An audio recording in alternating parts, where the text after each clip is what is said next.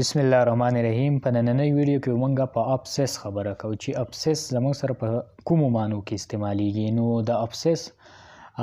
مطلب یا معنا یا سنس چې کوم دی نو هغه څه په دې ډول دی: unable to stop thinking about something، یعنی داسې د یو څیز په اړه داسې خیال چې هغه موږ سټاپ کولی نه شو، هغه موږ ودرولی نه شو، بلکې که موږ نه غواړو هم موږ د هغه څیز په باره کې سوچ کوو. یا too interested in something، مطلب د یو څیز په باره کې موږ ډیر زیات دلچسپي لرو، ډیر زیات انټرسټډ یو په یو څیز کې، زموږ ډیر زیات انټرسټ وي. نو دغه معنو کې چې کوم دی نو ابسس استعمالیږي. یا worried about something، یا د یو څیز په باره کې موږ ډیر خیال ساتو یا د هغې ډیر زیات فکر کوو، د یو څیز په باره کې موږ ډیر زیات فکر کوو. نو په هغه معنو کې هم چې کوم دی نو ابسس استعمالیږي. د دې به لنډ مثال داسې شي چې لکه یو څیز دی هغه تا ته دومره محبوب دی یا دومره خوښ دی چې ته د هغې په باره کې چې کوم دی نو خپل خیالات، خپل احساسات نشي کنټرولولی. که ته نه غواړې بیا هم ته د دې قابل نه چې د هغه څیز متعلق ته خپل خیال چې کوم دی هغه بدل کړي، بلکې ته به همیشه د هغې په باره کې سوچ کې. نو اگزامپلز ته راځو چې په اگزامپلز باندې به تاسو ډېر ښه پوه شئ. Why people are so obsessed with MBBS nowadays، یعنی په نن سبا وخت کې خلک ولې MBBS ته چې کوم سټوډنټس دي ولې دا چې کوم دی نو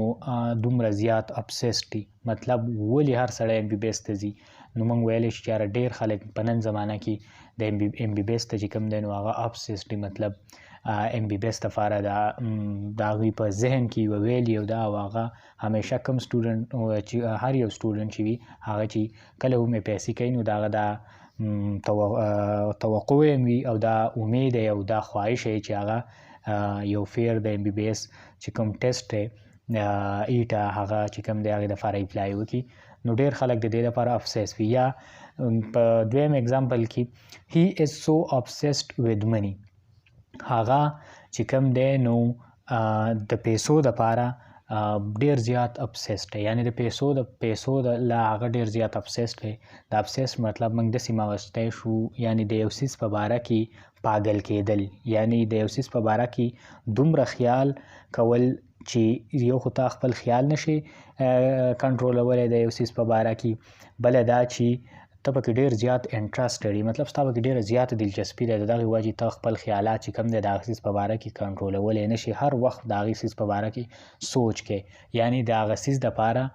پاگل کېدل،